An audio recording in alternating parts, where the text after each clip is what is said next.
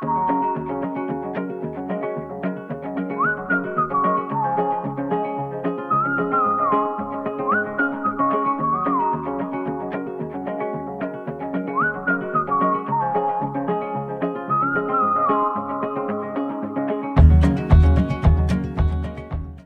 it's 3 p.m. I am talking very softly because I've just got my daughter down. Oops, I just hit the cutlery drawer and it banged. I've just got my daughter down for a sleep, finally. I really want to make pizza tonight for dinner, homemade pizzas. So that means I have to prep the pizza dough. It's about 2 to 3 hours of rise time, and it's going to take me half an hour as well to do. Mix it all together, knead it, and then shape the dough balls before resting it for a second time. Oh, the truck's going past. So it's 2:30 now. That means realistically between 5 and let's hope by 5:30 we can be assembling our pizzas and have them cooked and ready by 6. I've been trying really hard to get dinners done before or cooked by 6 p.m. So we're eating at 6 because Lola's bedtime's about 7 o'clock. So I want to be fully focused on feeding Lola and putting her to sleep at 7, not trying to finish dinner while she's tired and ready for bed, and then eating dinner when she's ready for bed. So that's the plan. The pizza dough, I've made it before on this channel. I absolutely love making homemade pizzas. It's so easy. All it is 4 cups of flour, 2 teaspoons of yeast, 2 teaspoons of salt. We're going to mix that all together, add 4 tablespoons of oil. Jimmy's just licking up. I gave him an ice cube before and it melted on the floor, so he let it melt and just licked up the water. And 1 1/3 cups of warm water. Mix that in with the dry mixture and then knead it for 5 minutes, rest it for 1 to 2 hours. Today it's only going to be 1 hour. I'm going to put it out in our little patio area on our table out there. And then shape the dough into 3 smaller dough balls and let it rest for another hour before cooking it. So let's do it. I've got my white flour out, probably going to white flour, my plain flour. I'm probably going to need a bit more. I've got some wholemeal flour in the cupboard. I'll get my yeast from the fridge. Something's leaked in the top shelf of the fridge. No idea what. I'm not going to tackle that now. I would usually do that now before I start cooking, but I really need to get this pizza dough done. And what I mean by that is it's when things like that pop up, I like to just do them, but I'm going to leave it, otherwise I'm going to get distracted by that and there's going to be another half an hour before this pizza dough is resting. So I've got my yeast. I buy it bulk from Woolies. Bulk as in it comes in a big cylinder container about that big, just enough to fill this container, and I just keep it in the fridge and it lasts me over 6 months, and it's so cheap. Okay.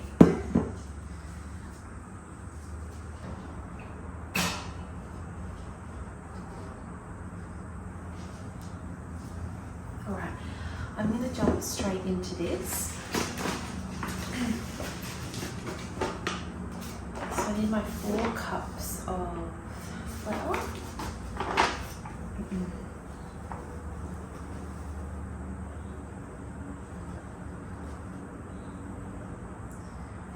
One.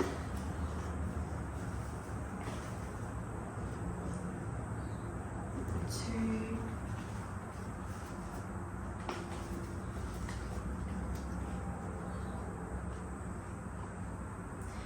3. If I was making bread, I would be using my scale and weighing, but since this is pizza dough, it's really forgiving, so I'm just doing 4 cups, 2 teaspoons of yeast,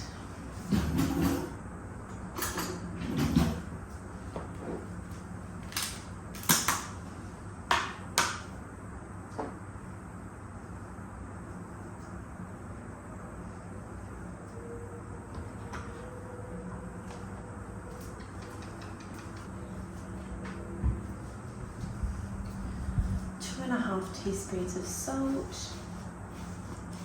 I'm really looking forward to making pizza tonight because I've got that chicken already cooked in the fridge. I've got the pumpkin, roast pumpkin, and some other roast veggies already done. 2.5 teaspoons of salt. So it's just going to be so easy, just assemble it. I might just cut up a little bit of onion and what else? Some capsicum, and that will be it really. We got some mushrooms in there. I did my fortnightly top-up shop yesterday on Sunday while Ben was home, and I did my big fruit and veg top-up shop as well, because fruit and veg isn't going to last a month. So I do my big grocery shop at the start of the month and then a top-up shop in the middle of the month. And all that to say, I got some mushrooms, and I bought, because you buy them in the bucket for the cheaper price, I bought a bucket of mushrooms, so I've got quite a few in there. I was going to have, my plan was to have mushrooms and eggs for breakfast and get some eggs at Woolies on my way back from the fruit and veg shop, but we've still got this egg shortage and it's going to last maybe a year, so I think I'll just be having some mushrooms on toast for brekkie a few nights this week. The mushroom will be nice on this pizza. And that's what I love about these pizzas, it's literally just what we've got. We make work. And it's usually after we've roasted some chicken. So we've got the chicken there ready. I love pumpkin on it as well, roasted pumpkin. Ben likes his different things. There's a bit of bacon in there he'll probably cook up for himself to put on his pizza. But again, it's just what we've got and we make it work. I did buy some mozzarella cheese though, because I used more than I thought we would in the first few weeks of the month. So I did buy another packet of mozzarella cheese at the shops yesterday. So the dry ingredients are all mixed through. My oil I need to refill.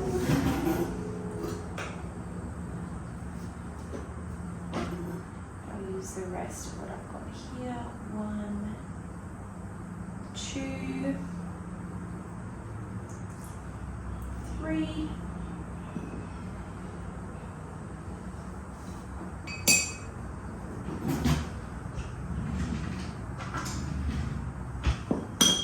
I'm trying to be as quiet as I can.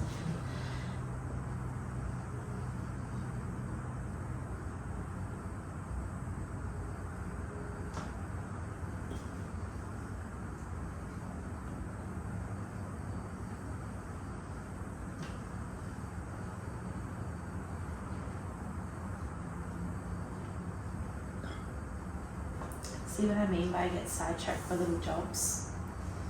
I really should be mixing in the wet ingredients. I need to put in my 1 1/3 cup of warm water. I've got the kettle boiled. Well, I boiled it a few hours ago, so it's ready. Okay, that will do.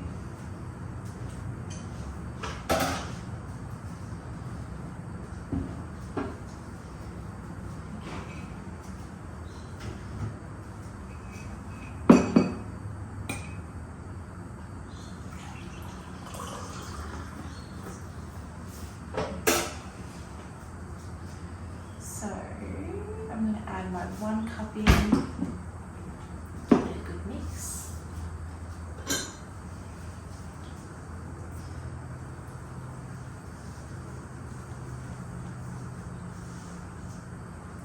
So 1 1/3 of a cup.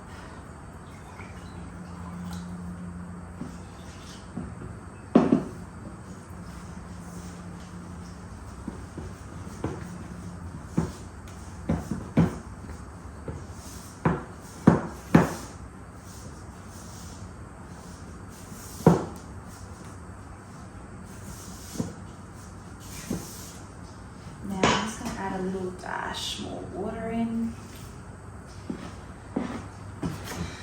Okay.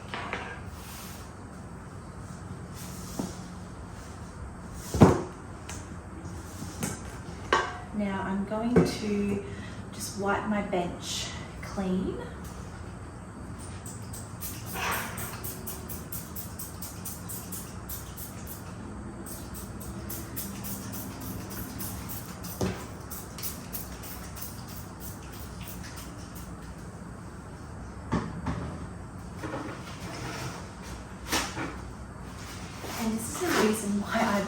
I like to buy like non-toxic multi-purpose spray because I can do this and roll out the food we're going to eat on it without using a like a dirty cloth to wipe the veg down with.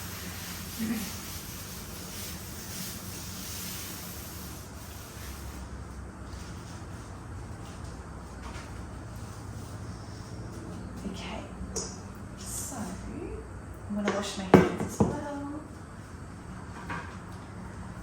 All right. So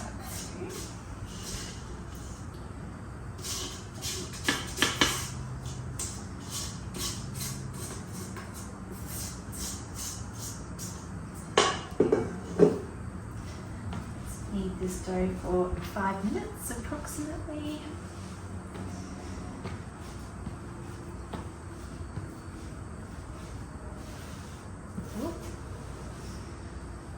Just got a heap of flour on the floor. Thank God we've got a RoboVac. We bought a RoboVac and mop. It was our Christmas gift to each other, Ben and I. We were saying for months, like since the middle of last year, that we want to buy a RoboVac. So we thought we'll buy it as a Christmas gift. That can be our little present for each other, a combined little present to ourselves for Chrissy. So we bought it actually for the Black Friday sales a bit before Christmas in November. Isn't that when they are? Yeah, in November. And it's been the best thing.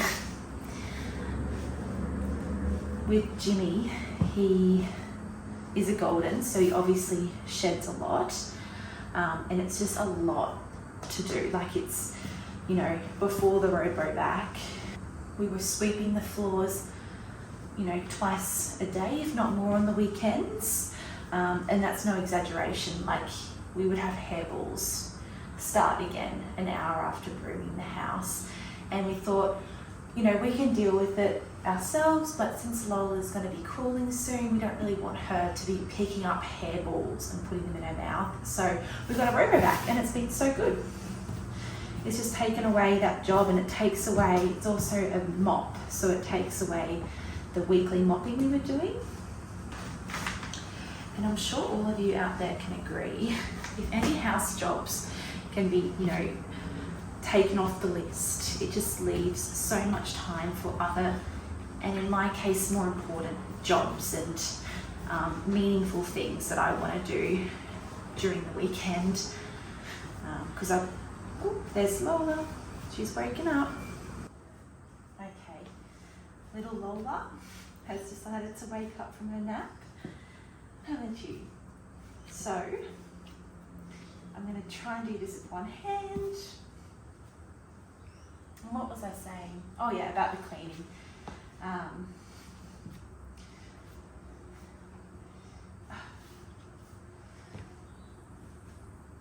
What's not to love about a AI vacuum that goes around the house, cleans up, gets to know your house more and more that it does it. It's just like the AI is like the intelligence of the mapping system in it, and it's just been so great. I mean, what's a few $100s for 2+ hours, 3 hours a week that we're getting back because we've got the RoboVac. Okay.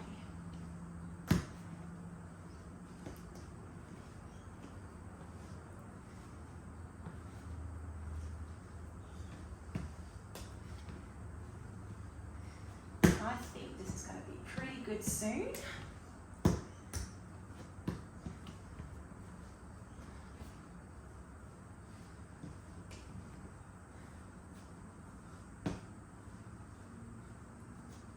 Is that cool, Lola?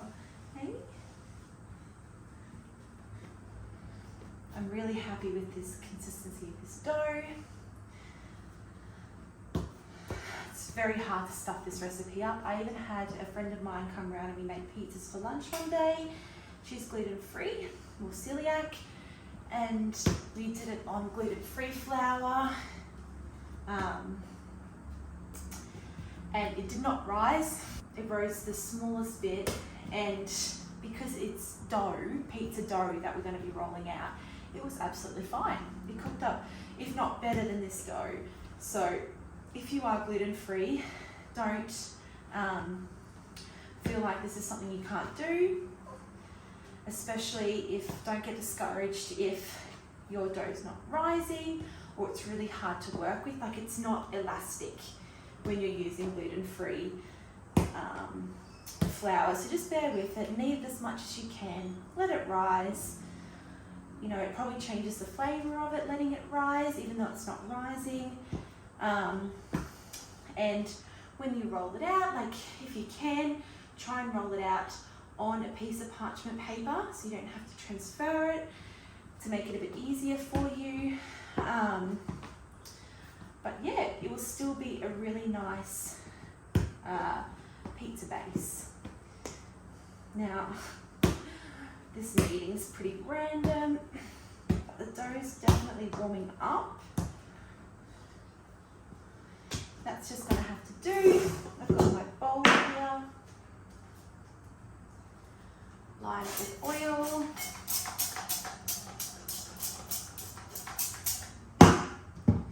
I'm going to put it in. I'm going to show you how the size of the dough. Ooh. So that's the dough in there. And I'm going to cover it with some Glad wrap, and then I'll see it in an hour. So, Glad wrap. And a tea towel on top just to make sure no flies get in. And I'm going to put it out where it's nice and warm. So after letting the dough rise for 2 hours, you can see that it has well and truly doubled in size.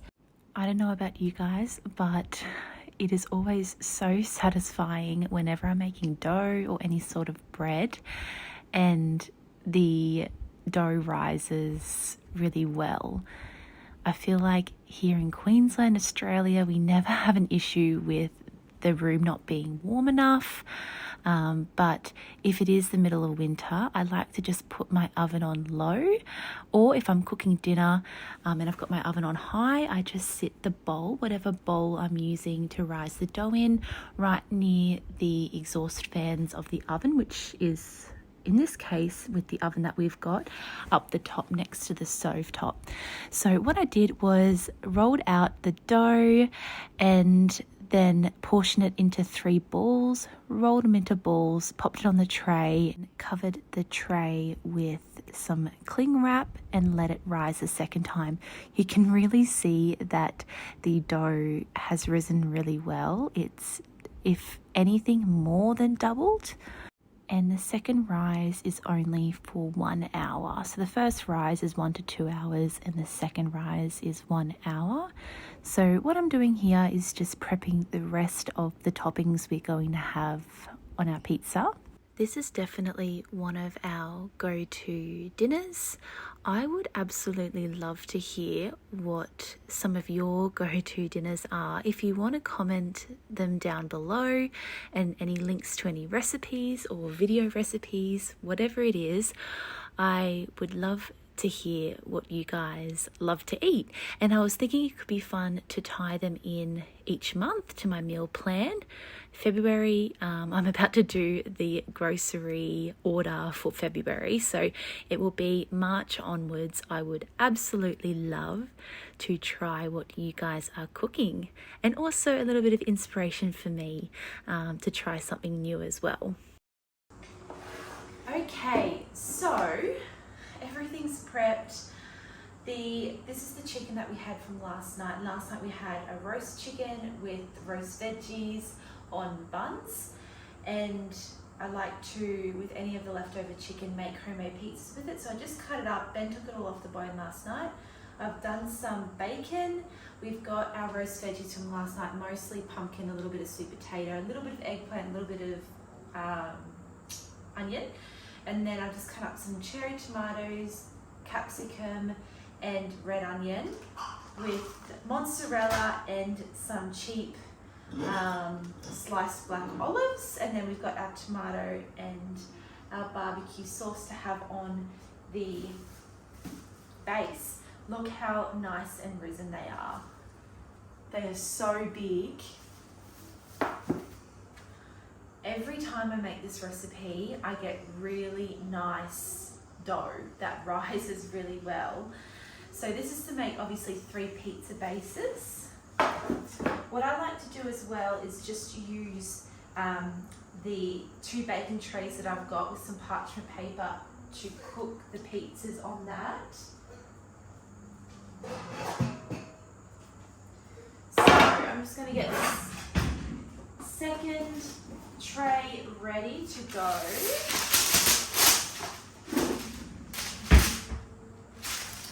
I know about you guys, but I always overestimate the baking paper when I go to rip it off.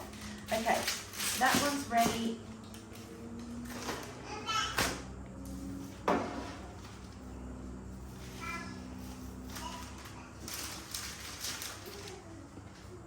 Alright. So, I'm just going to wipe this bench down.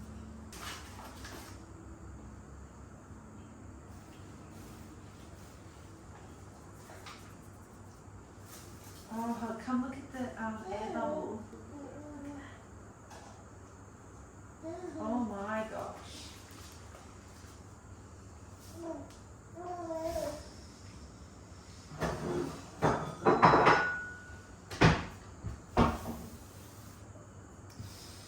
I really should have put this on here. That's okay. All right. This dough is so fluffy.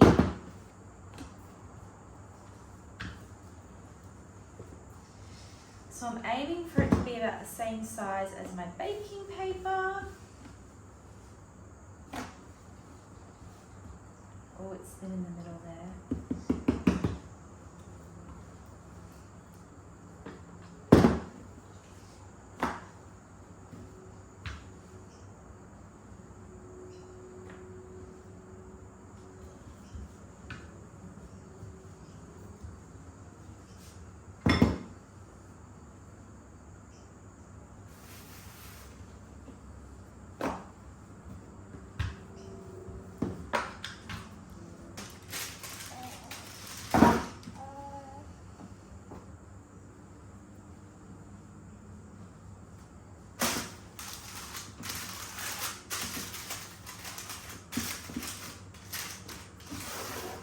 Done.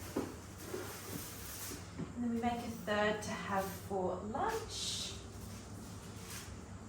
I'm just saving this so it doesn't dry out. So we'll make that one later. The dough dries out if you don't cover it. And I can only do 2 at a time because of our oven and only having 2 trays.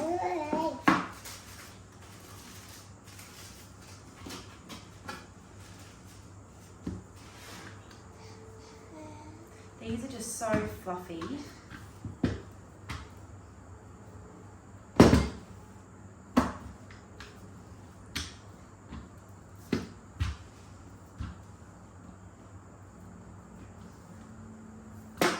I like to just pick it up so I'm making sure it's not sticking between each of the rolls.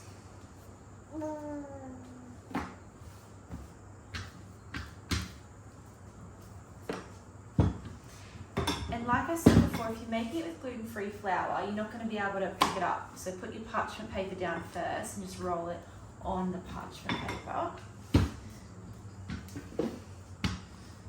Or else you're going to have to roll it back into a ball and roll it out again.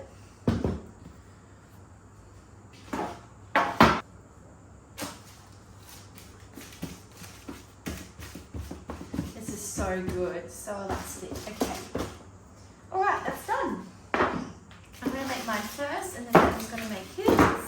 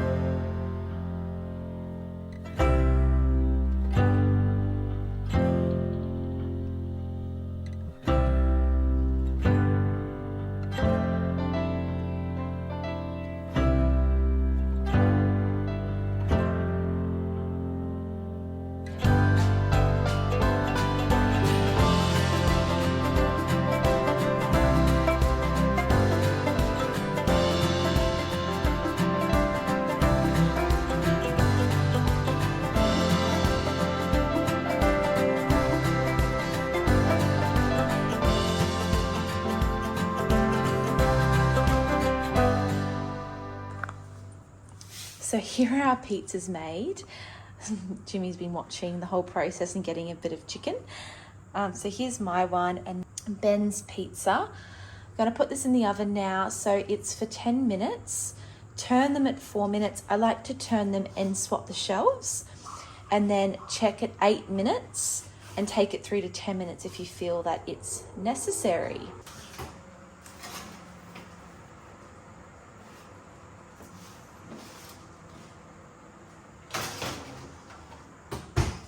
All right, it's been 4 minutes. Definitely need gloves for this.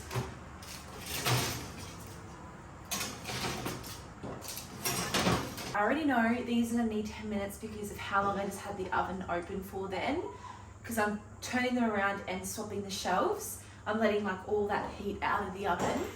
So I'm gonna set a timer for 5 minutes from now, and yeah, come back and see how they're going. They smell so good already.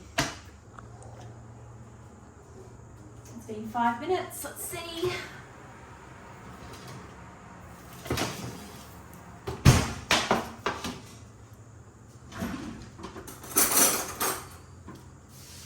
Yeah, that needs more time.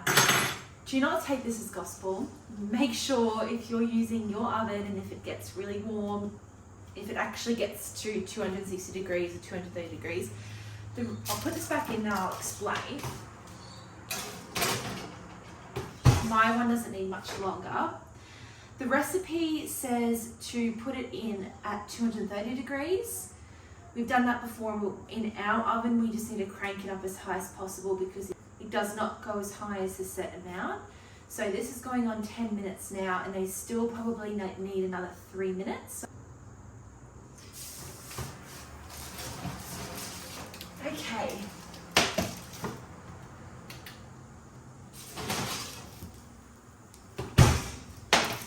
So it's been about 13 minutes, and these are looking done.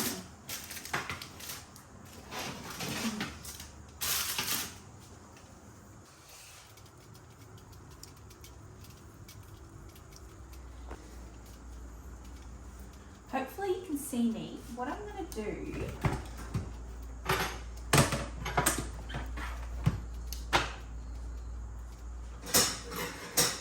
is I like to transfer it straight onto a chopping board.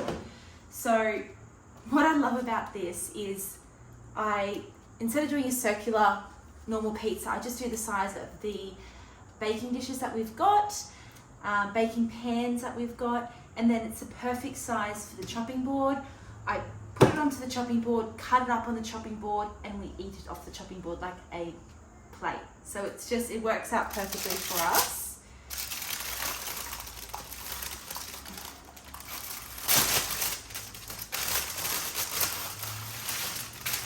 Okay, so just like that. And then I like to chop it. If you haven't made homemade pizzas before, you can hear Lola. That's happy noises with Ben. She's learning to make lots of noise, random noises. I like to cut it long ways once, and then 3 times short ways to make just nice little rectangular pieces. And then that's one pizza done.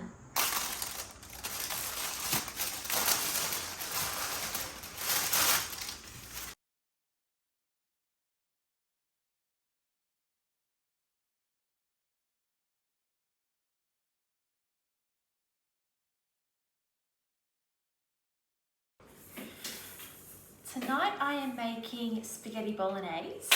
Also, my daughter's having a little play on the ground with all of her favourite toys. So if you can hear some rattle, that's what it is. This is just my spaghetti bolognese that we cook once a month at least. So I'm just going to get started with chopping up the veggies. I'm going to put some zucchini, carrot, onion in, and I've already got the garlic chopped up in the freezer ready to go. Jimmy, come here.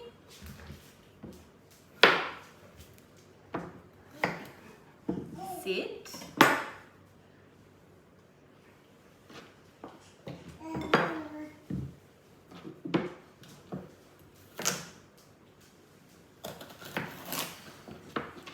It's a really warm day here in Brizzy, so I've got the aircon pumping in Lola's nursery, which is just across from the kitchen, and I got their fan on high because it's the only aircon we've got near the kitchen. The other 2 aircons are behind us in the living room and our room. So hopefully the kitchen cools down a little bit soon.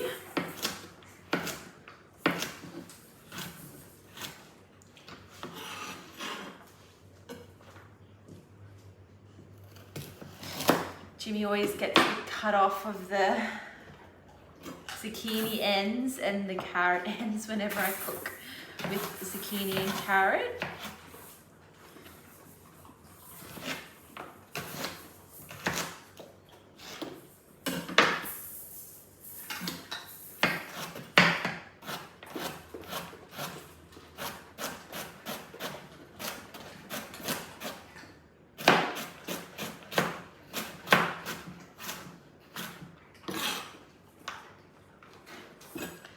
I've just gone on autopilot when I diced that first carrot.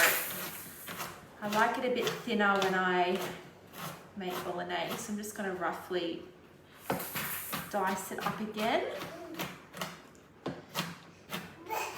Okay, uneven, but that is no worries at all. It's about 4:30, which is when I like to start cooking bolognese, because I do like to let it all simmer together in the pot on the stove top for a few hours at least before we eat it. So this will give us plenty of time. Hopefully I have all the components separately sauteed by 5, and then by 6:30 I'll cook the pasta, and by 7 we can have dinner.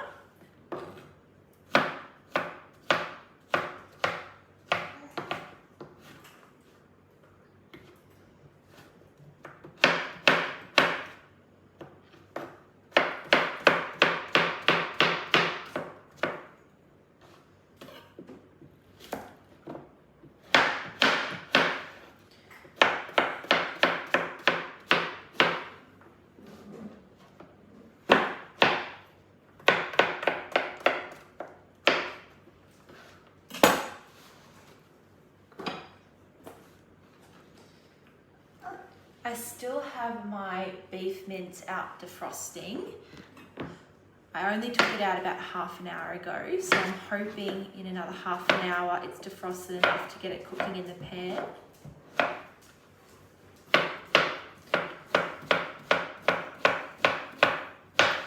This might look like a lot of zucchini, but it really cooks down.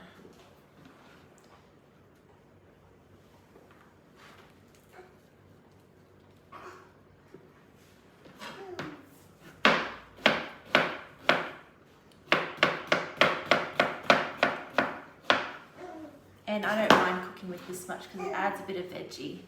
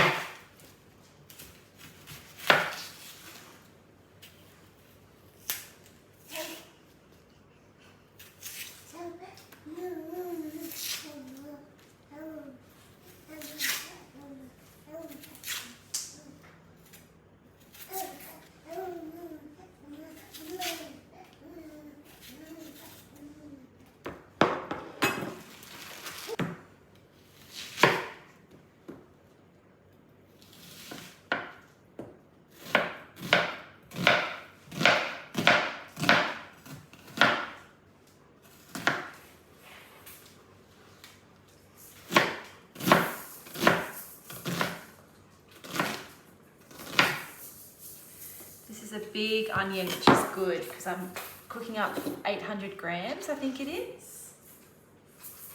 No, I'm cooking up 1 kilo of beef mince, so it's a good sized onion. All right, I'm going to get the onion and the carrot cooking down.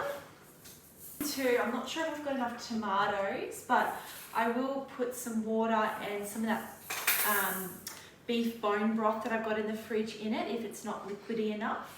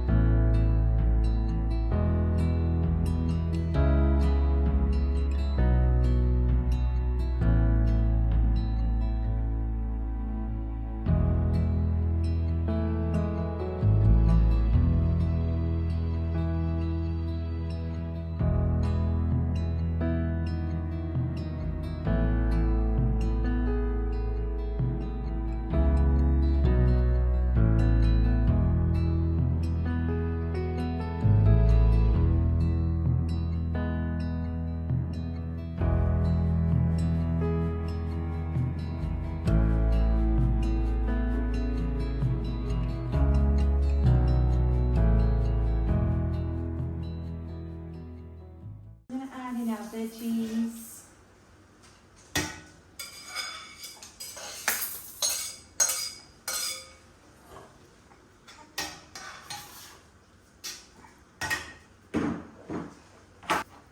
Right, I'm also going to put in my tomatoes. So I'm going to start with 1 tin of crushed tomatoes and 1 big jar of tomato passata, which is almost 700 grams. I think that's going to be plenty.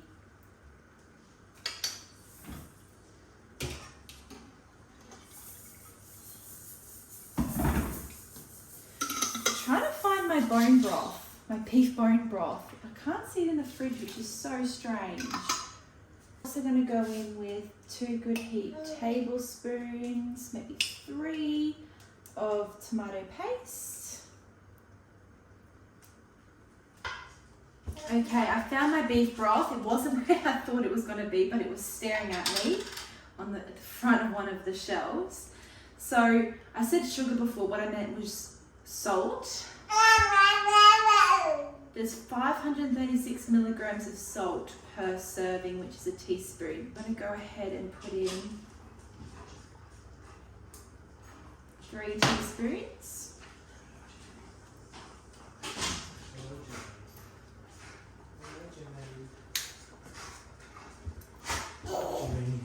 And I'm going to add a little bit of sugar, maybe 2 teaspoons, 1.5 teaspoons of sugar.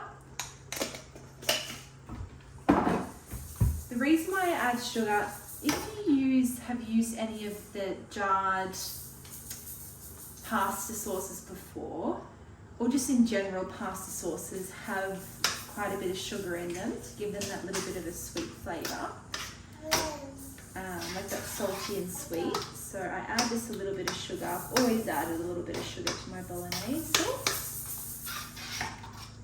Alright, so I'm going to let this simmer for 45 minutes. I know I said 2 hours before, but since I've had to go to the shops, it's going to be 45 minutes now and it will be fine.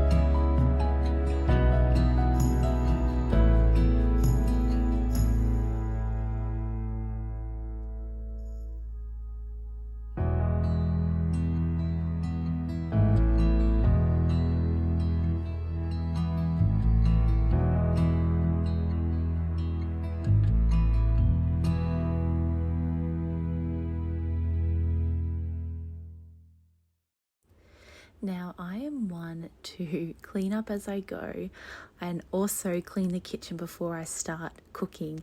That might seem a bit counterproductive, but I've always been like that. I'm just a lot more calmer when my space is clean. And you've probably noticed, whether you've watched a few videos of mine or if this is the first video you've watched, you've probably noticed already that if I've used a spoon, I'm not going to use it again. I tend to put it straight in the sink or straight in the dishwasher as I go, which makes editing a bit harder because I, cut out that to and fro. Otherwise, my video would be so long, and it probably means dinner takes a bit longer to cook. But at the end of the day, I'm nice and calm in my space when it is relatively clean. You can see on the right of my screen when I was putting away the dishwasher that there were a few containers next to the sink. Ben has a really bad habit of leaving his containers there, but that's okay because it's usually because he's rushing to see Lola. And I think the reason why I've been a lot more adamant to clean up as I go now is because I've got Lola and she is, wanting mum all the time. She loves dad, but I'm definitely that point of comfort because of our breastfeeding journey, and also because I've been lucky enough to have quite a bit of maternity leave. So we've got that really strong bond, and she's usually really tired by the time I'm cooking dinner. So all that to say, if I clean up as I go, there's less of a mess to clean up at the end of the night, because Ben and I do want to have those few hours to relax once Lola's gone to bed and not, be cleaning up the house, although we don't always get those hours to relax, but that's okay.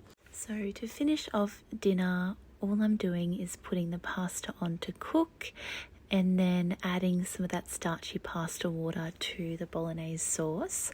I'll try, if you're interested in knowing exactly what I put in for my bolognese, let me know in the comments and I will link to you a video of mine and the timestamp where I go through it step by step.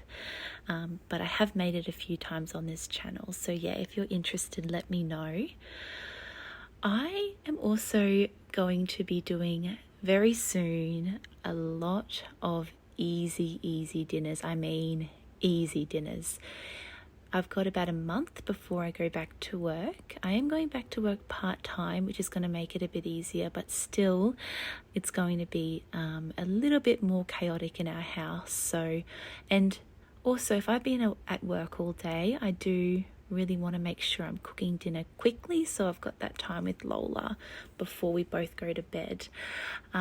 So if you're interested to see how I'm going to juggle cooking mostly from scratch every night of the week, or most nights of the week, while I've got about a 1-year-old and while I'm back at work and my partner's working full-time long hours, subscribe, because it might be some crazy chaos, but there's nothing I'd rather be doing. If you have been enjoying my content, make sure to follow me along on the ride by subscribing and liking any videos that you do like. It really means the world to me, especially as a relatively new YouTuber who, isn't monetized yet through YouTube. But I do really enjoy seeing how much you guys enjoy my videos.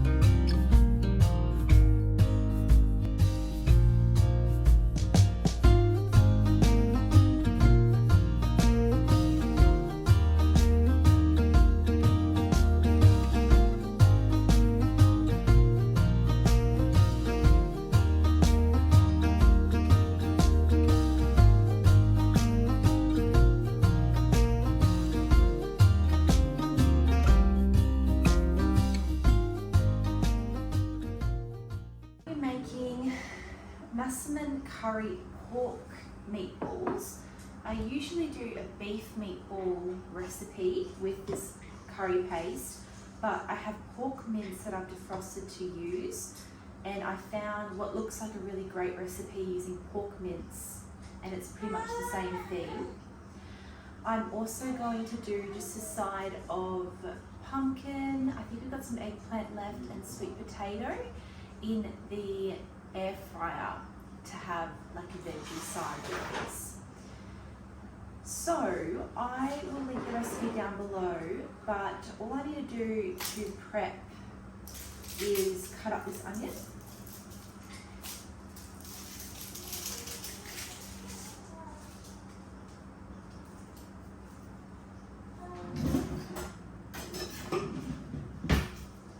I've grated a good portion of ginger from the freezer.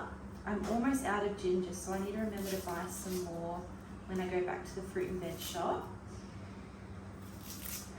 And in the microwave, I have a portion of garlic that I keep in the freezer and some chili that I've just defrosted a little bit because I need to mix it in with the meatballs.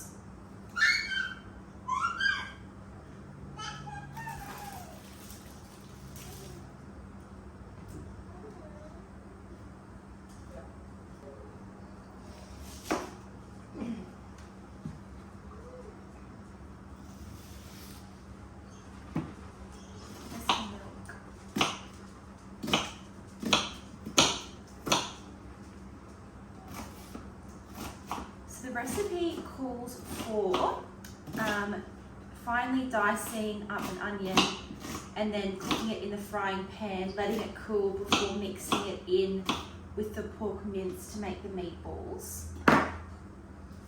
So I'm going to do that first.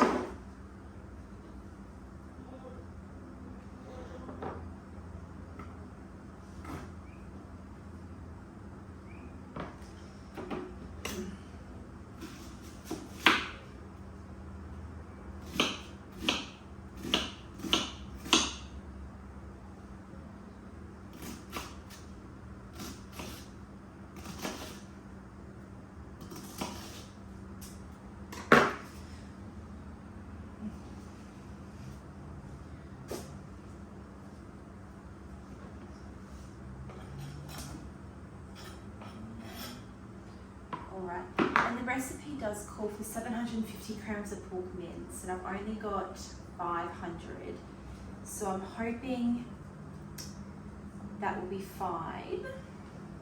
I'm sure it will be. Okay, so I'm just going to cook this down with a little bit of olive oil, just a little bit. So while that's frying down, I'm just going to put all the other ingredients for the meatballs in a bowl. I'll let that cool off a little bit before putting it in and making the meatballs. So for the meatballs, I need my pork mince. This has actually been in the freezer, so it says best before the 17th of September. So I must have bought it back in September. In one of my monthly grocery hauls and just not use it that month. So when I did my clean out of my fridge and freezer at the start of the year, was at the end of last year, anyways, around that time, around New Year's. So I've made a meal around it.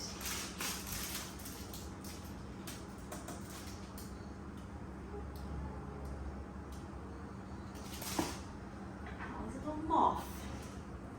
I'm just gonna let him dry out a little bit.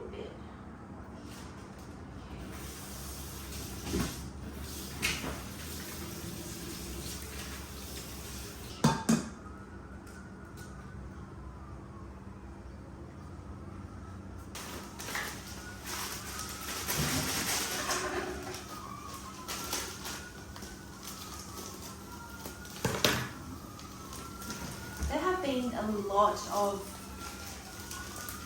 first responders going past, cops and ambulances, so I'm thinking there's been a huge crash. So 2/3 of a cup of breadcrumbs. Nothing beats the smell of onions cooking. 1 tablespoon of oil, some chili. So I've got just some of the fresh chili that I froze and of the ginger that I froze. That's going in. And I've just warmed it up in the microwave so that I could mix it all through. 2 teaspoons of ginger, so I'm just halving the ginger that I grated. And 2 teaspoons of garam masala.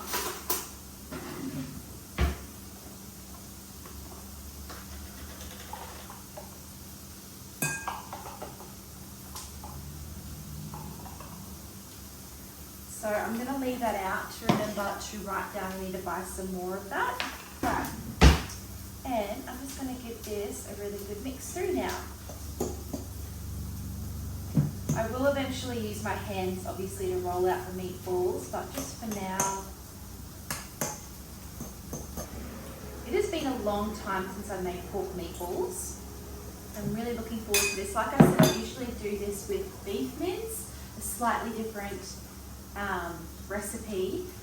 It actually calls for some of the curry paste in with the meatballs, that other recipe that I made, but I'm going to stick with this different recipe and just see how it turns out. Okay, I'm pretty happy with this onion, so I'm just going to put it into a bowl.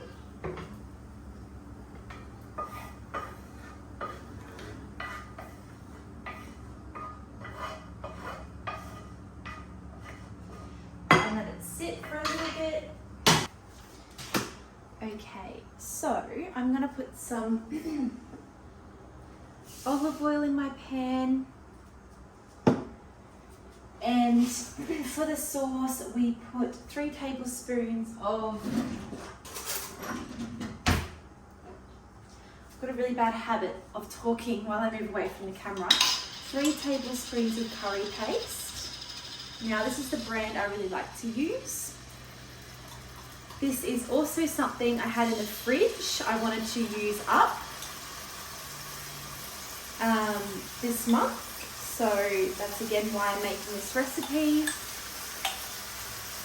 All right, that was perfect. That was right on 3 tablespoons. I'm going to wash that out with the stock.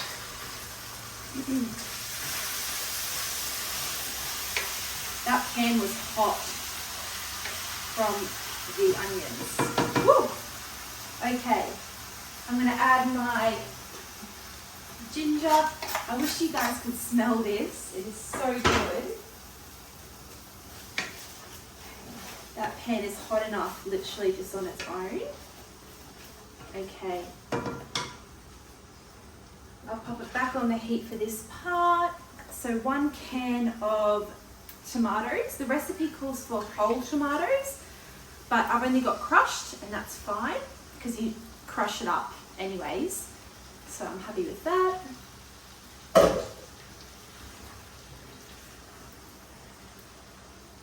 Okay, I'm going to get my chicken stock ready. So 200 mils of chicken stock, so I'm just going to do just under 1 cup. And 1 heaped teaspoon, or not heaped, I'll just do 1 teaspoon of my chicken bone broth in there.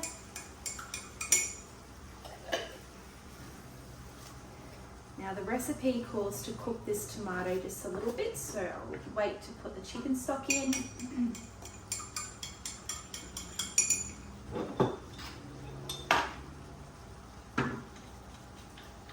I do not want to waste any of this paste because it's so flavorful.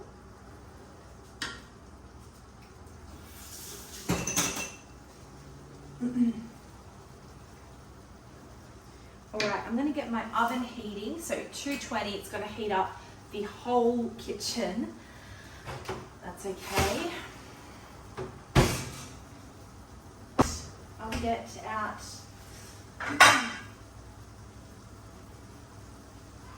Okay, this recipe calls for cooking the meatballs first, so I'm going to put them in here to cook first, and then transferring it into the sauce. I cook them in the oven first. So I might even put some parchment paper down so it's easy to clean and nothing sticks to the bottom.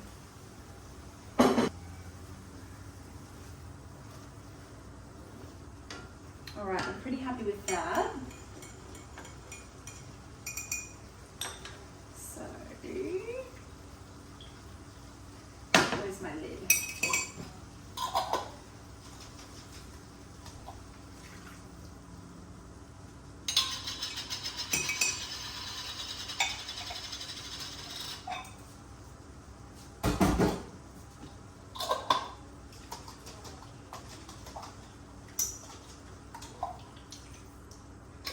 All right.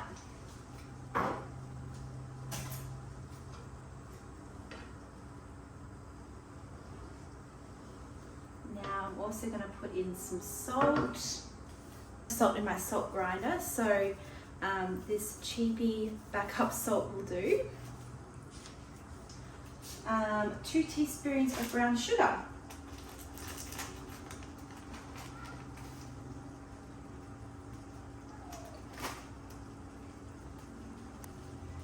All right, I'm going to let this simmer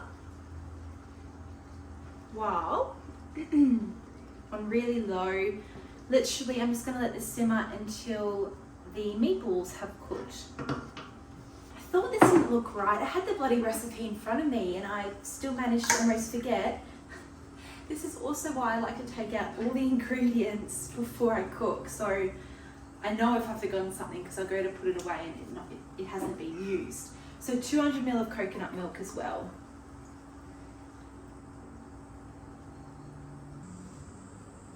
Okay, so that's cooled down a little bit. Still quite warm, but that's okay.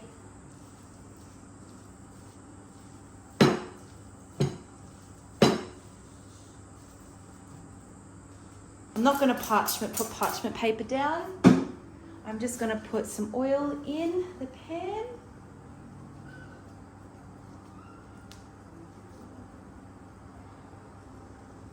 And roll out these meatballs. They don't feel like they're really going to stick together very well, but I'm sure it will be fine. It almost feels a bit flaky, which is odd.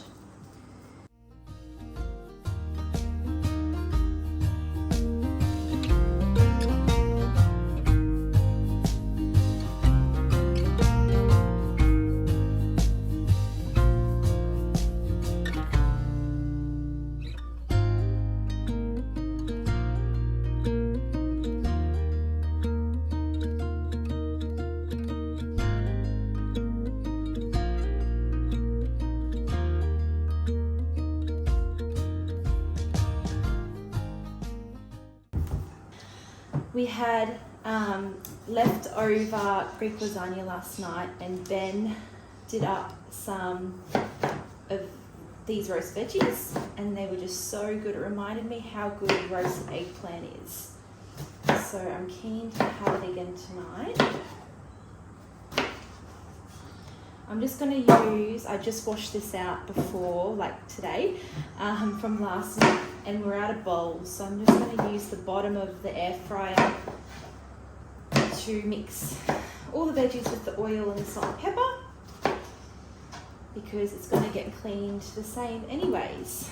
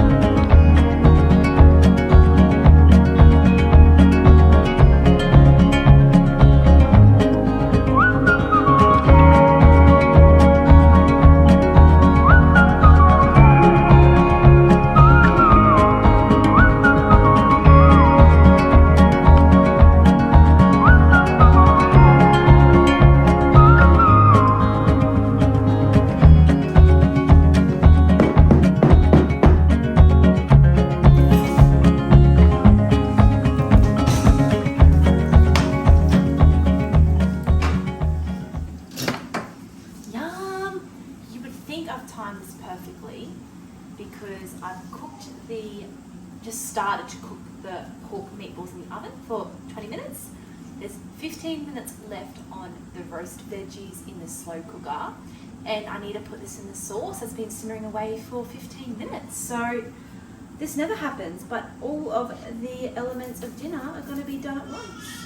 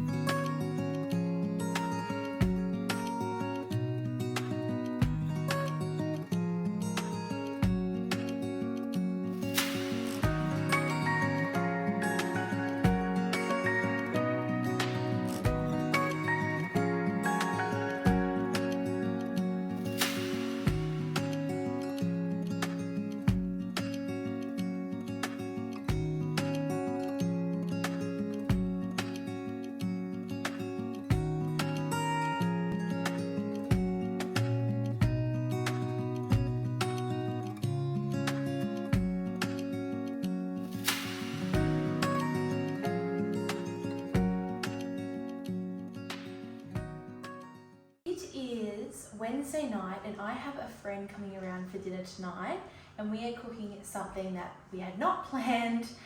We had to go and buy some extra ingredients for it. We're going to cook some Japanese chicken, some karaage chicken, bayo buns, also going to do some panko fried prawns, and what else? That's it. So we're having bayo buns. I have bought some frozen bayo buns from Woolies. They are still in the freezer. I've got to look at how we're going to prepare that. But the karaage chicken, oh that's it, the karaage chicken, we've got the chicken but also a sauce that I'm making for it. The chicken, I didn't film getting the marinade ready, chopping it up, because I had a spare minute today while Lola was entertaining herself to get it done. So I didn't have time to pull out the camera. I just got it done. So it's been marinating. It's about 5 o'clock and I put it into marinate at about midday. So it's been marinating for 5 hours. You only need to marinate it for an hour apparently, minimum. So what we did was I chopped up 3 or 4 chicken thighs into just long strips and marinated it with a cup of buttermilk, some garlic powder, some salt and pepper. So that is ready to go. I'm actually going to put this back in the fridge now that I think of it, because I want to fry everything fresh. I've still got an hour before my friend's around and I don't want to be frying things now and then leaving it till then. So I'm going to work on the sauce first. Also want to apologise, the lighting's really bad in here. This light is going to flicker and this one's gone out. This one went out just the other day. This one's been out for a little while and we've got somebody coming to look at them. Because they are down lights, we don't want to take them out ourselves. We'll get an electrician. So the real estate's figured all of that out. So if it's a bit dark, that is why. To make this sauce for the chicken, this Korean, I'm not even going to try and pronounce the name of this paste. I'll link obviously the recipe for this down below, but I've got this Korean paste. It looks like it's like a red pepper, brown rice, tapioca syrup, water, onion, soybean paste. So I need this, some honey, brown sugar, soy sauce, garlic cloves, minced ginger, some oil and sesame oil. So I'm going to get this going. Okay, so I need my tablespoon and teaspoon measurements. Okay, so 2 tablespoons of brown sugar.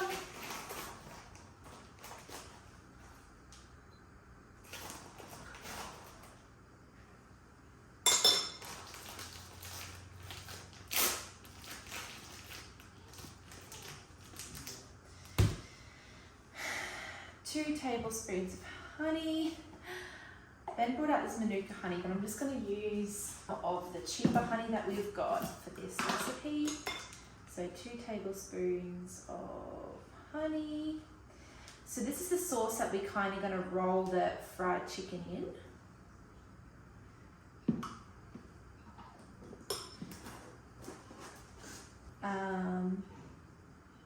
Oh, it was 4 tablespoons of brown sugar.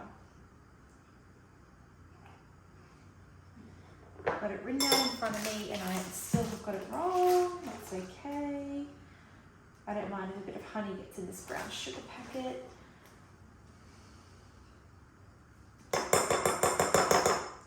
Except the brown sugar's going to mind because it's sticking. Okay, so 3, 4, and that's a heap because that last tablespoon was not a full tablespoon. Great. This is definitely a once a year type of treat. We actually we've done quite a bit of fried food in the last few months, which we never do. I did the fried pork for the Japanese curry, and we also had falafels, which are fried. So we have been treating ourselves. 4 tablespoons of brown soy sauce.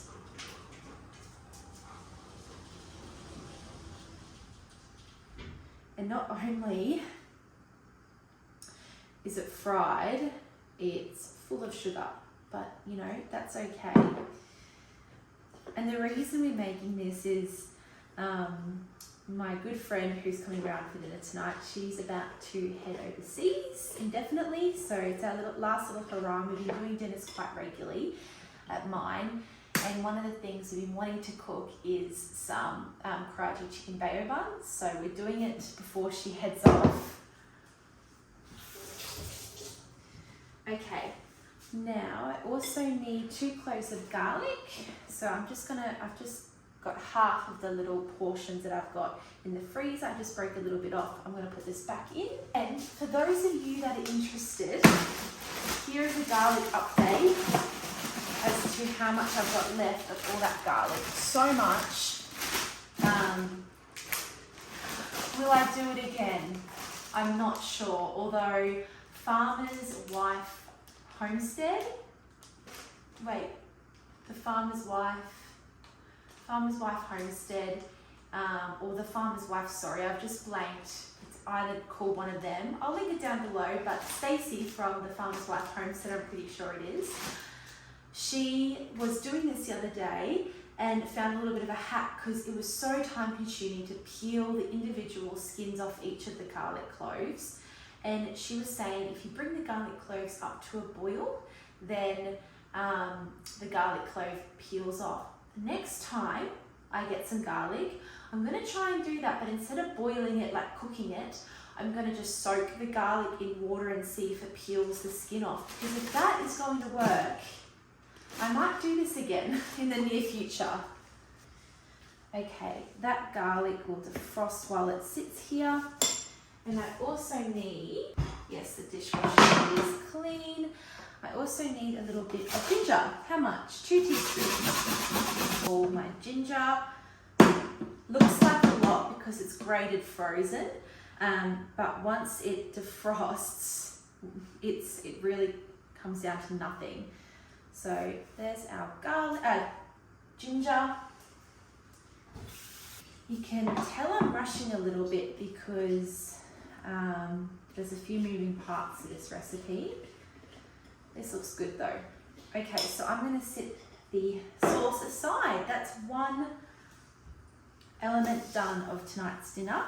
And we're gonna have on the bayo buns I bought some little baby cucumbers I'm gonna slice up. We're also gonna have some red onions sliced, and I've got some sauerkraut in the fridge. I thought kind of cabbagey, although sauerkraut's not, you know, Asian or Japanese. It's more a German condiment. Correct me if I'm wrong. We've got that. We've also got some kimchi in the cupboard, so we'll see how we feel, and probably have some kimchi with the bayo buns as well. I was gonna also do dumplings, but I thought by the time we have bayo buns and some crumbed prawns, and I'm doing crumbed prawns because they're my friend's favourite, we'll probably be quite full and it will be enough oil. So that is done. I'm just checking. Oh, I haven't put the sesame oil in, so 1 tablespoon of sesame oil. It also says just 1 tablespoon of oil, but I'm just gonna wait. I feel like we're not gonna need that. We'll just see how we go. Okay, so next I'm going to peel the prawns. I bought half a kilo of prawns. It was $17 a kilo, so it was about $9 worth a kilo, $9 worth of prawns. Then picked out from our Mediterranean cookbook a prawn dish. Okay, how many prawns do I need? 400 grams of prawns. Okay, so we're not going to be able to do this prawn dish. Shall we just do all the prawns tonight? Okay. I've got this old Ziploc bag that's under the sink, so I'm going to use this for the prawn shells. So I'm leaving the tails on the prawns. And now that I think of it, because our daughter is so young and she started solids, we're introducing all the allergens. And prawns and soya, the two we haven't introduced yet properly. So I'll be keeping a prawn to pan fry for our daughter. Now that I think of it, I didn't put this paste into the sauce. Apologies if you are screaming at me through the screen, but I'm glad I noticed now. So 2 tablespoons. Got half a tablespoon here, so we'll use this.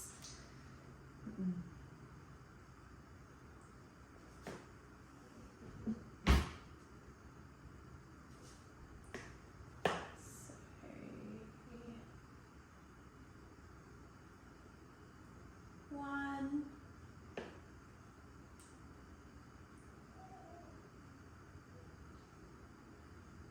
Two. Great.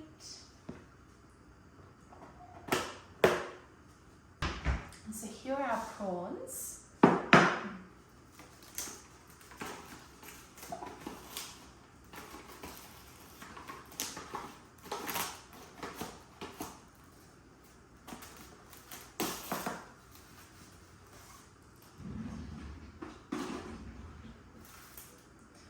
I'm going to pop these in the fridge. Next, I'm going to get the flour and breadcrumbs and the egg ready for our crumb.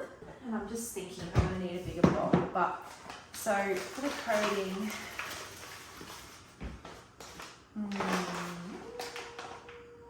we're going to need a bigger bowl. And use a pot, because the nice size bowl that I would use for this is currently in use. So that's okay, we're going to use our little pot. So 1.5 cups of flour. 1.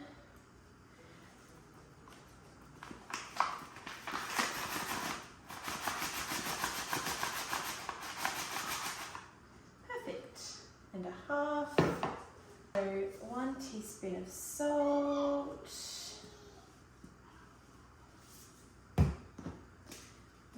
1 teaspoon of pepper.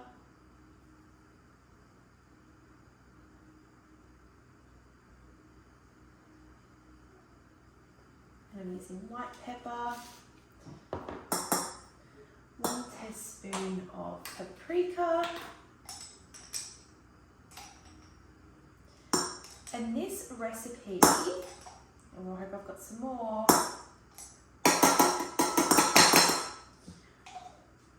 Because I need paprika for the coating for the prawns. Yes. The recipe, which I've linked down below, actually has a recipe for the bayo buns as well to make, which is something I would love to do one day, but today we are using store-bought Panko.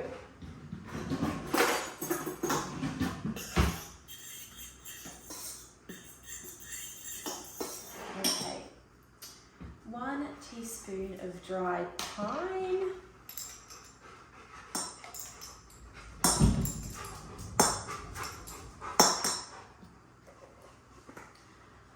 Teaspoon of garlic powder,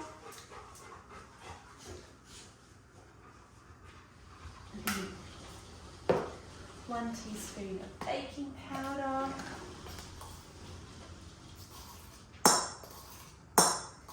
and I'm using a quarter of a teaspoon measurement, that's why I'm doing this much, and 1 teaspoon of chili flakes.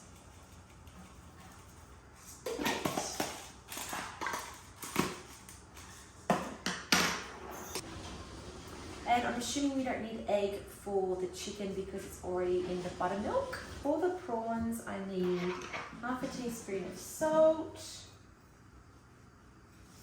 I could probably use, well no, I'm not using the same because, scratch that because I need the panko crumbs. So half a teaspoon of salt, half a teaspoon of pepper. That is very guesstimate. Okay, half a teaspoon of garlic salt. I don't have garlic salt, so I'm using garlic powder.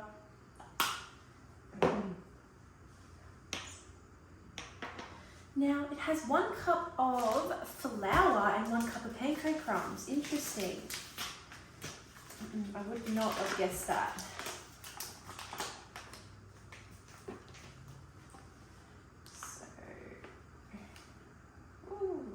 1 cup of flour. Now I believe, I'm not sure if this recipe, you get half a kilo of prawns, great. So I'm not going to be making a ridiculous amount of crumb. I was just thinking, a lot of the time the recipe will call for like double the amount of meat that I'm using, and then I'll end up with more of the crumbing that I need. That would be great.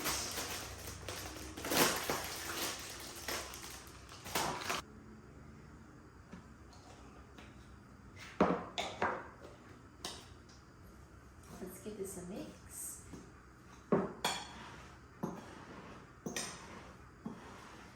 And I'm just assuming that this is the recipe to just add it all together and mix it through, because I've not looked at the recipe. I just wrote the ingredients down, just using logic that this is going to be the crumb for it. We also need to beat 2 eggs for the prawns.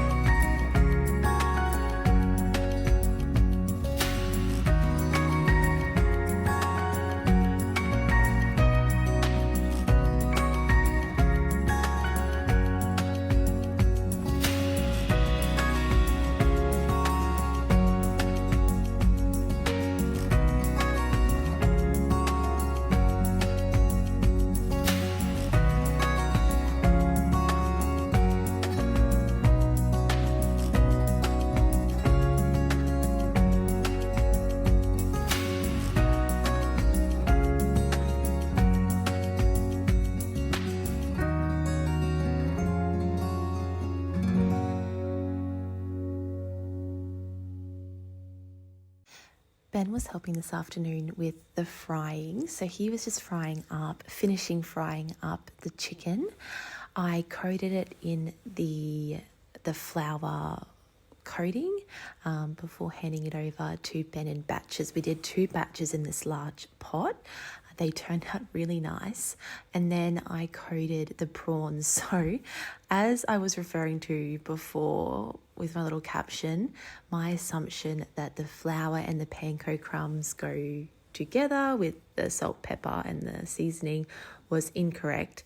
If you are planning on doing this yourself, make sure you separate the flour from the panko crumbs, and it also says to just season the prawns beforehand. So you season the prawns, put them in the flour, then the egg, then the panko crumb, and then you're ready to go. But nevertheless, I realized before I did it, and I just put, before I cooked the prawns, and I just put some panko crumbs in a bowl, which worked out fine because the flour only stuck to the prawns anyway. And the prawns were surprisingly crispy. The panko crumb definitely did the job of making them a really nice crispy crumb, and all round a really successful dinner for something we would buy out. We don't usually do fried food at home, but it's nice to make it at home and a lot cheaper. And that sauce that I made earlier, we just simmered it down in the pot to make it a little bit thicker before mixing it with the chicken and making our bayo buns.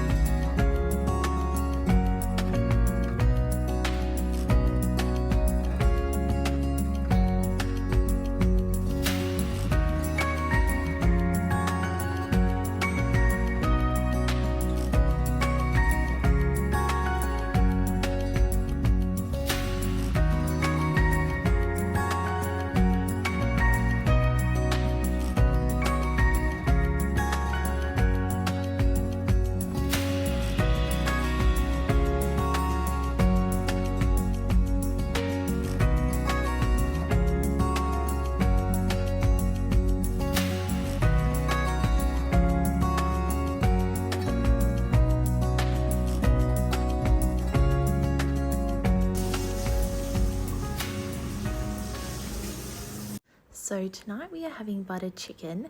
Before you saw me marinating the chicken, I started marinating it at midday. It is now 5 p.m. when I'm cooking dinner, so a good 5 hours of it being able to marinate in the fridge. The recipe does call for 3 hours minimum.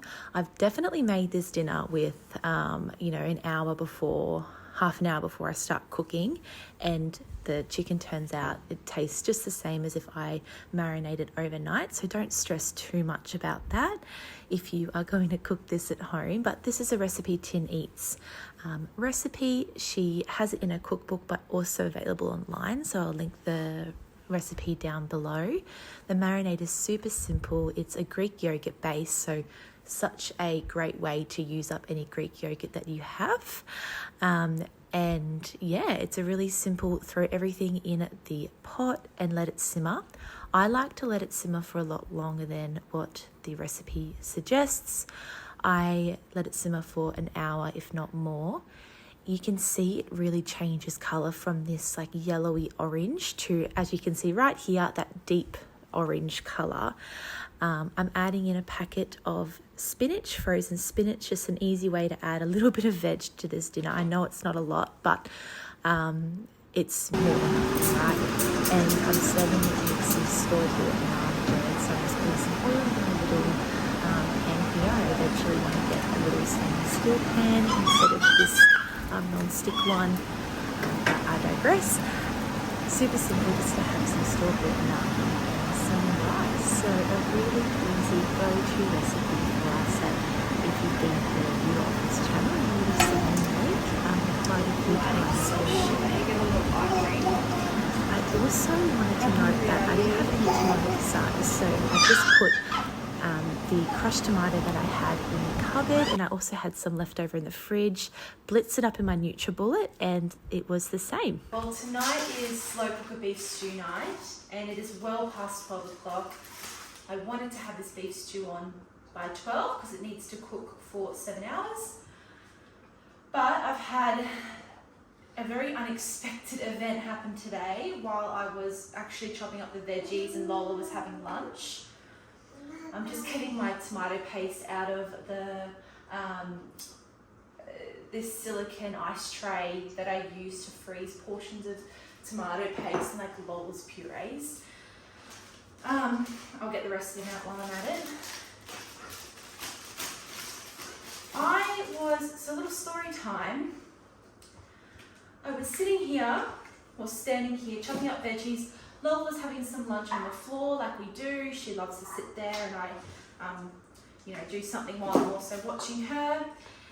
And Jimmy was sitting next to me and I hear what sounds exactly like the roller door. We've got 2 roller doors in this house inside the house that separates the kitchen to the front area and the front area to the lounge room. It sounded exactly like someone slowly opening or closing the roller door. Lola's going to tell the story along with me. So I really froze. Jimmy freaked out. He was barking. And for a second I'm like, shit, someone's in the house. But I knew that there's no way anyone could get into the area of the house because the only door that was unlocked was our sliding door at the back here because Jimmy had just gone out to eat a carrot and I let him back in and just closed the door to keep the cool air in the house. Anyways, Jimmy's barking at someone out the front. Somebody, I don't want to go into the details of it because it's all being sorted, but somebody tried to open our side gate to get into the back area of our house. I'm not going to go into the details of it, but this person went over to across the road from us, the house across the road from us, to get some help. It's not like it was a person in need kind of situation though. I just don't want to disclose the details of it. But anyways, it was somebody went over to try and get some help from across the road, and yeah, the situation's been handled. But that took a good hour or so out of my afternoon. The beef that I'm using is the blade beef from Woolies. It's a kilo of it. It's fully defrosted now because it hadn't been, it wasn't fully defrosted when I started chopping it up. So it's defrosted now. I've chopped up for the beef stew just the usual carrot and potatoes, which we had the rest of the carrot, potato that we had in the fridge. It's the last day today before I put in my order for my February grocery haul. Also have heaps of mushrooms that we had to use up, 2 Lebanese eggplants that I just diced up. I'm also going to dice up an onion. I've got my garlic from the freezer, some tomato paste from the freezer, my blade steak like I've already said, my beef bone broth, some red wine that we need to use up, so I'll be using that in today's recipe, some Worcester sauce or Worcestershire sauce, however you pronounce it. That was one of Ben's workmates actually made that. It's really lovely. The recipe calls for balsamic vinegar. I haven't bought any more after throwing out a very old balsamic vinegar we had in the fridge, so I need to do that. Some thyme and salt and pepper, and that's it. So all I'm going to do is brown off the beef. This recipe doesn't call for browning off any of the veggies. Chuck that in the slow cooker on the bottom, and then I'm just going to load the slow cooker up with the rest of the veggies. Put in the, I'm just thinking now, I wonder if it has a tomato base in it. I'll have to check. But I put in the red wine, everything else will go in, cut up the onion, chuck that in as well, and then we're just gonna let it do its thing. I think 6 hours will probably be enough. If not, we'll just have a late dinner tonight. We'll put Lola to bed and then have dinner after at around 8:30. I also wanted to do my crispy, no knead bread that I cook in the oven, in my Dutch oven. But that's not gonna get done today now. Unless Lola falls asleep on me, then I might be able to prep that. But let's get this done first. I'm just going to finish dicing up this beef.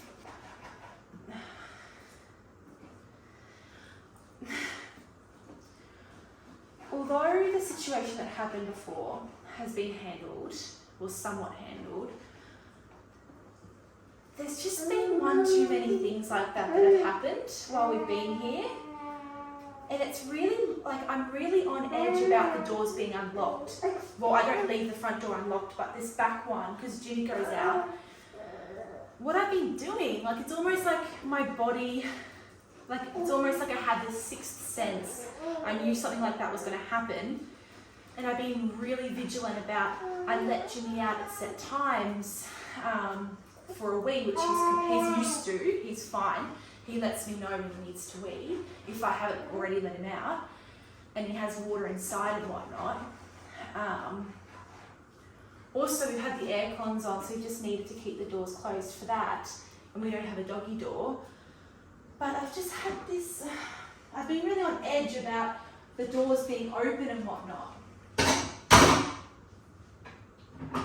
Oh, I need to chop up my onion, I'll do that.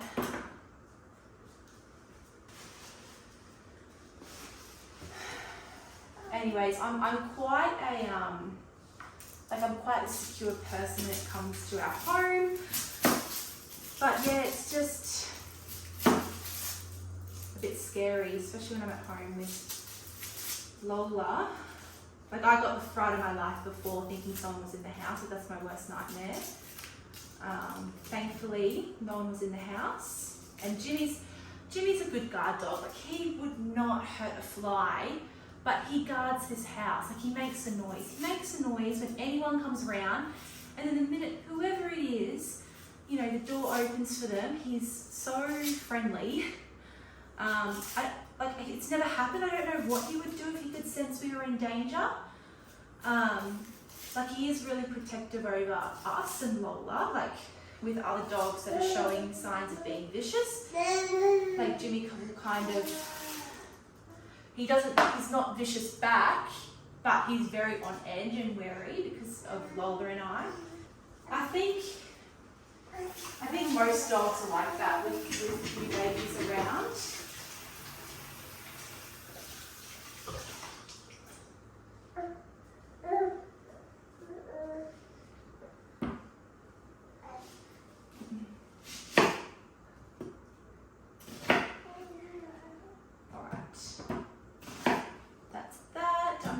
and thoroughly wash my hands.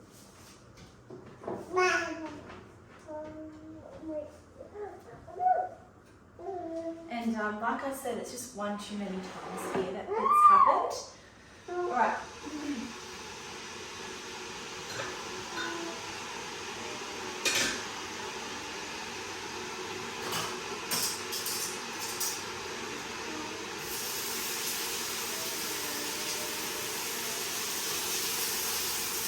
A little tip that I have only just learned is red wine that you use to cook with. You don't have to use it straight away. You can use red wine that's been in your fridge for a few days or weeks, and it works just the same as fresh red wine. I used to think it was no good to use if it was like, you know, if you were to be drinking the red wine, you wouldn't, necessarily drink it after it's been sitting in the fridge for a week. But cooking red wine, you can. So there you go. I will be keeping any of the red wine that we have and we don't drink or use in cooking. I'll be keeping it for the next time that I cook with it. So I'm just throwing everything in my slow cooker on low for 7 hours. So I'm back. It is 4:30. I'm just looking for this bowl. There it is. It is 4:30 and I've decided I'm going to make this world's easiest yeast bread. I've made it so many times before. It's literally the world's easiest. You can't get any easier. And it turns out such a lovely, crispy, rustic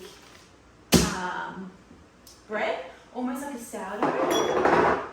Speaking of sourdough, for years, I'm talking years, I have wanted to start my own sourdough starter and I never have. About 2 years ago, I really took up baking. That's a story for another day, but I really took up baking and I specifically baking bread. I loved it. I was baking everything. You know, your butter buns to your hot dog buns to your sandwich loaves like weekly. I did this crusty bread. Just everything for kashes. I really loved it. I was no expert, that's for sure. I was your novice home baker, but I absolutely loved it. Like garlic breads, naan breads, bagels. It's bringing back all the memories. Lots of like pizza doughs. And then, fast forward, life happened, fell pregnant, was still baking, had Lola. Haven't baked so much because, you know, it takes a little bit of extra time.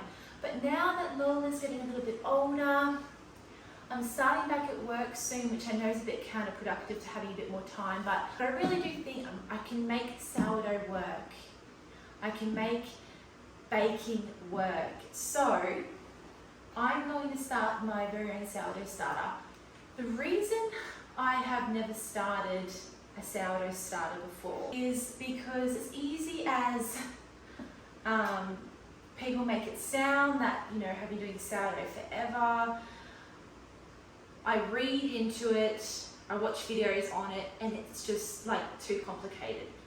I was watching one the other day and it was like, you know, use your organic unbleached flour, but don't use, this grain. Make sure that your water is boiled and, or if you're not going to boil it, leave it out overnight so the chlorine evaporates. And I just thought, this is getting way too hard to just even start. And then there's a million methods, well, just a million opinions on how you should get started. So I just thought, stuff it, I'm just going to do what I can with what I've got. I've got our Woolies Essentials plain flour. I have, yesterday I portioned out the rest of the tomato paste and I thought I'd use this jar, but it's just going to be too small. So I've got my big Allen's jar. It's vintage actually, I think. and I've just washed it out with hot water and soap just because I feel like that's the right thing to do when I'm breeding like bacteria in here. And I've got a tea towel to put over the top. I found a large rubber band to put around that. All I'm going to do, so this is going to take 7 days, I'm going to film this and just tie it in with my weekly what I eat in a week, and then also my like grocery haul, just in my videos that I've got coming up. I'm going to touch base on how this sourdough starter goes. So make sure you subscribe if you want to follow along. And then at the end of it all, I'll compile all of the bits of footage into one specific video. So this is a 7-day process. The first day, which is today, I'm going to put in my 1 cup of flour and 1 cup of water. I'm probably going to make a mess doing this. Let me pour it over the bowl I'm about to use for the bread.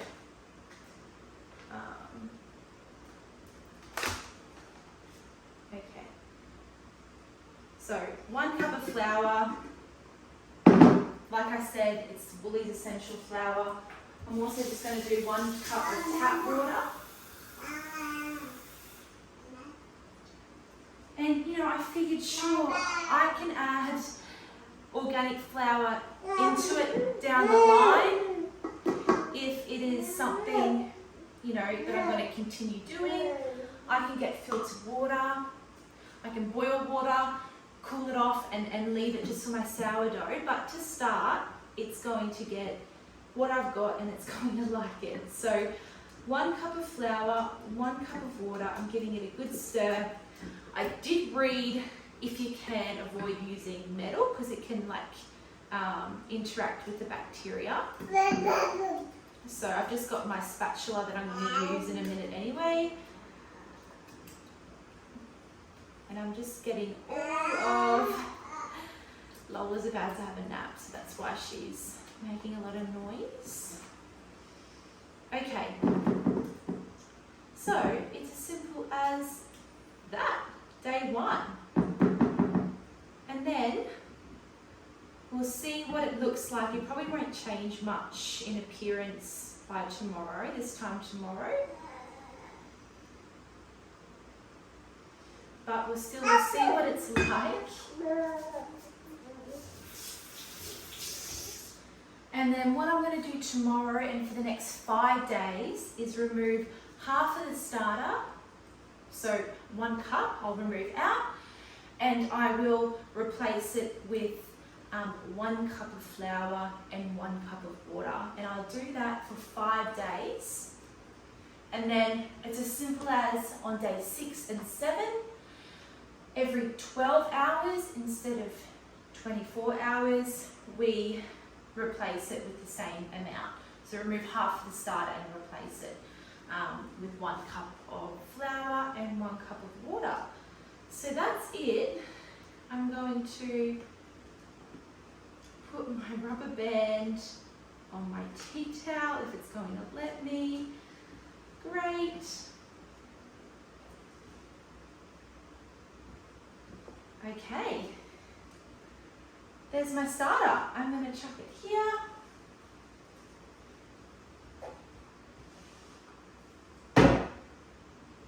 And we will see how we go. So, back to our world's easiest yeast bread. What I need for this is 3 cups of flour.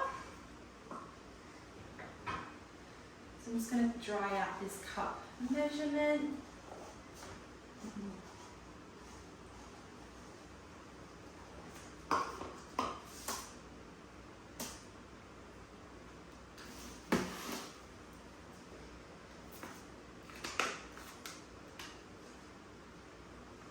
So 3 cups of flour.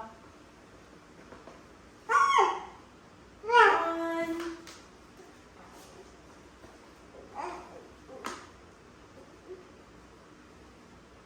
2, 3, and luckily I'm doing my big order tomorrow. tomorrow, so I'll have, well, I mean, there is a cup of flour in there, so whether I get the order done tomorrow or the next day, I'll have enough flour for the starter.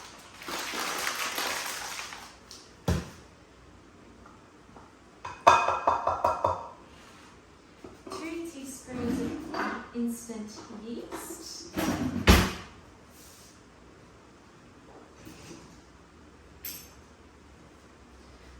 Clean teaspoon. Oh, not yet. I need 2 teaspoons of salt.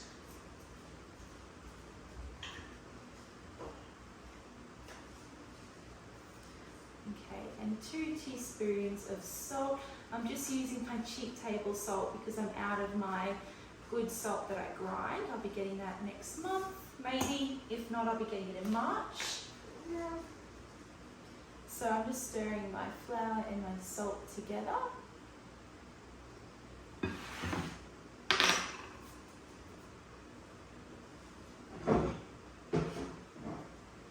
Okay, in a serving bowl, I'm going to mix my 1.5 cups of very warm water.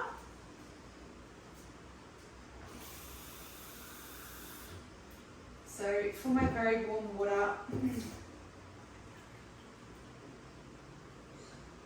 I'm just mixing some boiled water with tap water. So cup and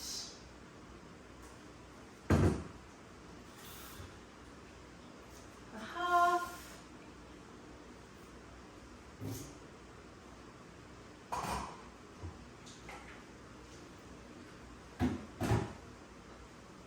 The beef stew's cooking really nicely over there in the slow cooker.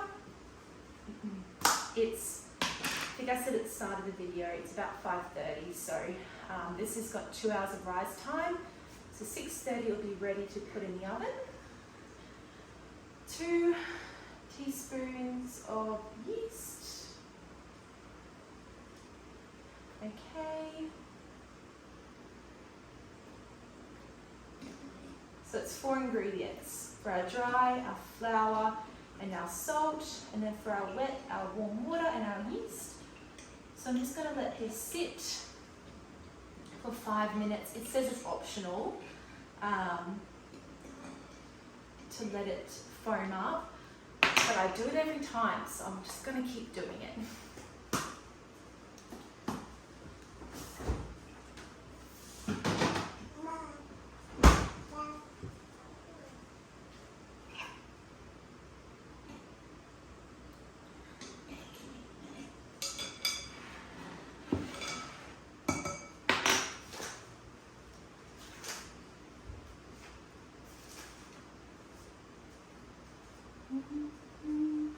Yeast is resting or just standing. I'm going to have a look at how our stew's going.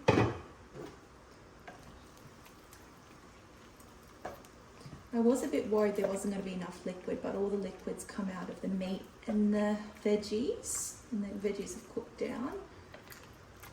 So that's looking really nice. So yeah, this is just on low, and I'm going to cook it for about 6 hours. It recommends 7.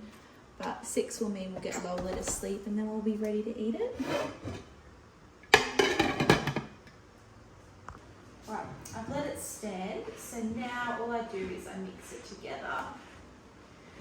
And the dough is going to be wet and not kneadable, which is fine.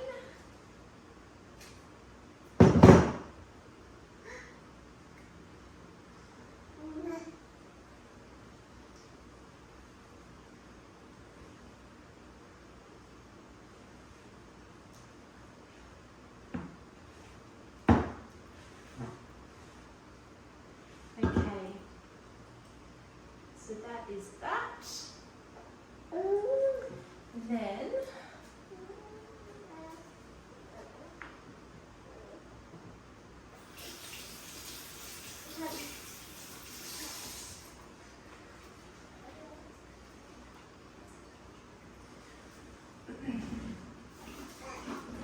I'm going to cover this with good old cling wrap and pop it outside where it's warm. Well, not even outside, just in one of the rooms where we've kept the door closed while the aircon's on. I mean, it's warm enough in here, but